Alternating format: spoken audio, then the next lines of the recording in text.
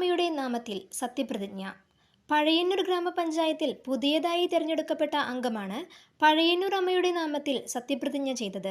18-ാം വാർഡായ കുമ്പളക്കോട്ട് നിന്ന് വിജയിച്ച കോൺഗ്രസിലെ ശ്രീമതിയുടെ സത്യപ്രതിജ്ഞയ്ക്കിടെയാണ് സംഭവം. ഭരണാധികാരി പെറ്റില്ലെന്നറിയിച്ചതോടെ ഈശ്വരനാമത്തിൽ എന്ന് തിരുത്തി സത്യപ്രതിജ്ഞ പൂർത്തിയാക്കുകയും ചെയ്തു. LDFിന്റെ കുത്തക വാർഡിൽ നിന്നും 87 വോട്ടിന്റെ ഭൂരിപക്ഷത്തിൽ അട്ടിമറി വിജയം നേടിയ സ്ഥാനാർത്ഥിയാണ് ശ്രീമതി.